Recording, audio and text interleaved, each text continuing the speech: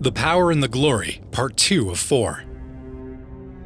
This story is by Netrunner and comes from Erowid.org, a site dedicated to drug harm reduction and trip experiences. This story is part of a 4-part series. Stay tuned for our upcoming videos. If you want to explore some of these stories yourself, we'll have the website linked in the description below. Please like and subscribe to our channel. It really helps us to grow and to share these real-life trippy experiences with more people. Part 2 of 4. I started to feel my connection to my body again, faintly, as if through a dark, shrouded, distant, unreal dream, completely alien to me. My body started flexing back, my breathing built an intensity, from very slow and very deep to hard, intense, forceful breaths, approaching hyperventilation, seemingly beyond my recognition to control, rather than my ability. My body was alien. The physical realm was alien. I couldn't cope with it. I opened my eyes. I sat up sharply. I gasped. Everything seemed alien, but not because I didn't recognize things or people. It was as if I were seeing everything for what it really was, rather than how I perceived things as a human with human senses. Everything spoke to me on a different level. I started to panic. The physical realm was alien. My mind was alien. There was nothing to comfort, nothing I recognized as real and true as I'd always known them. I jumped up and accidentally stepped on someone's foot. Empathy washed over me in waves, and I couldn't stop apologizing. The owner of the foot took one look at me and gave me a hug, asked if I needed anything. Speech, words, ideas, I grasped for that part of my mind, struggled to communicate, fell into her eyes, her soul. Saw her very inner being, felt her love and compassion wash over me. I don't know, I whimpered. I don't know. Do you want to go outside? I don't know. I looked at the door, outside. It seemed so vast, so open. The jungle out the back porch. I could feel the cooler air streaming in. Yes, I said. I stumbled outside to my shock. The plants. The trees. They were so alive.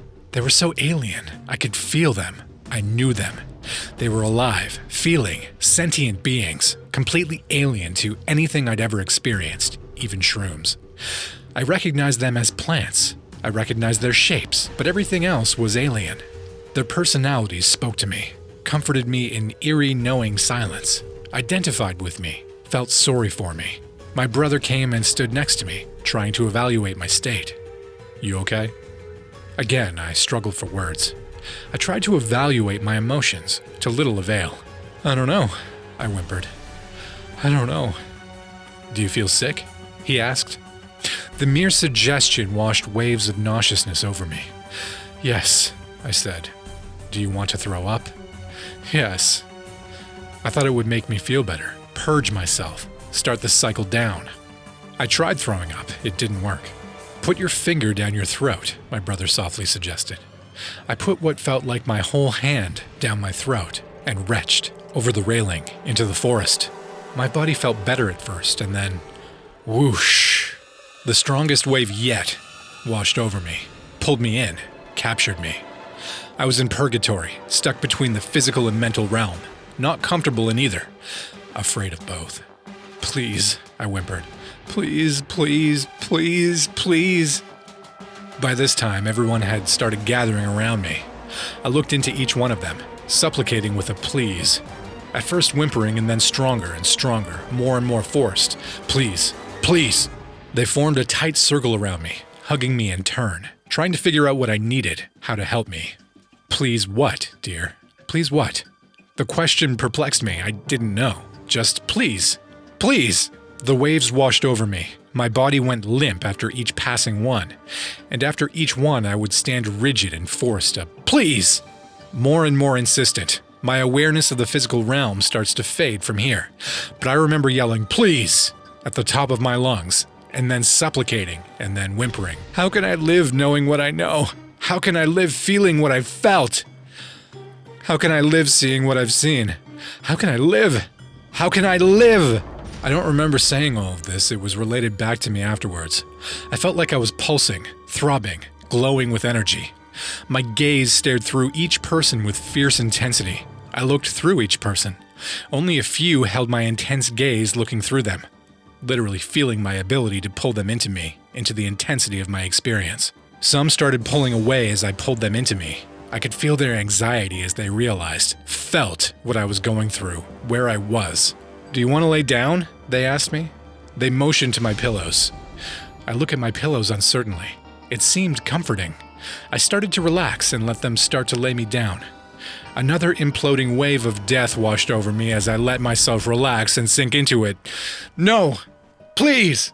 I snapped too, back to rigid attention, exhausted with the extreme physical and mental exertion it required for me to maintain a connection to the physical realm. I started clinging to some of them, wrapping my entire body, arms, legs around them, especially the Rosewater leader. He seemed to be the only one to know how to respond, strong enough mentally to contain me. He forced me to stand on my own, forced my arms at my sides. I threw some scornful pleases in his direction, but he didn't flinch. My body would go completely limp in waves, pulling me back in, and he shouted at me, "No." He forced me to remain standing. He became stern but warm, full of love and compassion. The others backed off, only catching me if I started to fall. It was just me and him in a standoff. "Please, please," I directed at him. A wave would wash over me, and I would start to fall, then jump, stamp, force myself to attention. Hold my chin up proudly when I was able to stave them off. "Please," I directed at him, again, proudly. He comforted me. "This is you," he said, touching my chest. "Feel the power. This is you." I would start to go limp. "No, this is you. This is you. Feel your power. Feel your power." I stamped the ground again with my feet, looked up. I was mentally exhausted, absolutely exhausted, barely clinging on. "I've seen you before," he said. "I know," I thought in my state. "I know you all. I am you all." "I know you," he said. "I've seen you before." The others started murmuring in agreement from behind. "You look Christ-like," he said. I accepted it without question. It was obvious to me in my state. I was Christ. I was God. The energy, the confidence, the power, the love in me began to surge. I felt it expand around me, encompassing everyone. It became very quiet, very still. Just me standing there, breathing, pulsing, glowing. I let my guard down. I relaxed my shoulders, my body slightly. I was regaining control. I was becoming me again. I breathed the most deepest, most comforting breath of my life. "Thank you," I said to my leader. "Thank you." I turned to each one. "Thank you." "No, thank you," the leader said to me, as I noticed each of them also start to come down, relax, breathe. "The power of ayahuasca was definitely with you tonight, my friend," he said, relieved to have me back. For those moments, they had become me. They were me. I had them trapped in my attention, in my mind. Every one of them a vivid picture in my mind, and I could feel myself letting them go, one by one. I hugged them all. 2 or 3 hours had passed. They walked me outside to the front this time, and under the moon, under the stars, was a megalithic rock garden. The igneous rocks, seemingly perfectly arranged in perfect harmony to each other, pulsing with energy, alive, knowing, watching, greeting me. I walked around them in circles, slow circles, greeting each one, blessing each one as I passed by. Everything I saw, I blessed internally or with a thank you. I blessed the moon, the stars, the planet, the air, the rocks, each person, myself, my surroundings, the night. A few stayed with me, watched me quietly, followed me, caught in my spell. I would inscribe circles around them each in turn as I circled around the rock garden. Circles, circles, circles. First one way, then the other. I felt so calm, so peaceful, so beautiful, so alive. I sucked the life energy of the air into me. I could feel my blood capture it. I could feel it course through my body. I basked in my own internal fire, remembering all my college science, religion, philosophy lessons, knowing them, realizing them, feeling it all happen, feeling it all make so much beautiful sense and harmony. There seemed to be a rising commotion coming from inside. Eventually, slowly, I made my way back in. One of the other participants got stuck. but a different place than me. He became extremely violent, yelling and whimpering, "I don't understand," over and over. He was a friend who had just helped talk me down just minutes earlier. He was lashing out at things, people, clinging, digging into their flesh. I tried to talk to him. I tried to talk him down, to let him recognize me. I let my mind enter that space, his space, ever so carefully. It worked for a little while, until he clung to me with such tenacity. He began to hurt me, dig into my flesh, pull out clumps of my hair.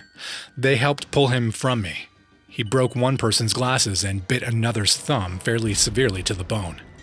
We weren't able to control him. He was lost. We brought him back home to his room half a kilometer away, to let him come down in peace and comfort. He remembers nothing of the violence, his down personality being completely unviolent and unantagonistic. The transformation was amazing.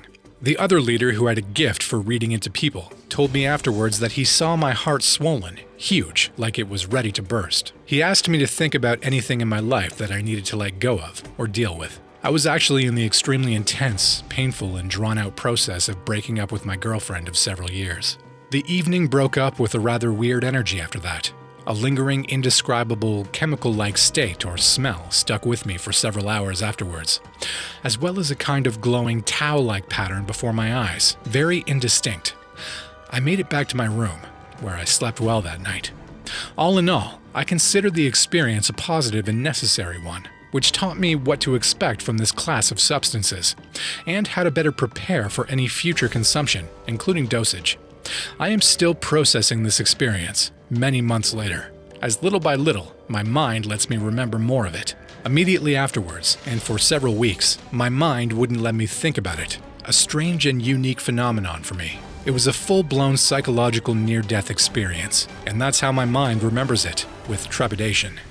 I am curious to repeat the experience in due time, knowing what I know now. It was definitely the most profound experience of my life. That's it for today's video, guys. Don't forget to stay tuned to see what happens next. If you enjoyed this story, or if you have any requests for other crazy drug experiences, please leave a comment below and subscribe to our channel. Thanks again for sticking around till the end. See you in the next video. Stay trippy.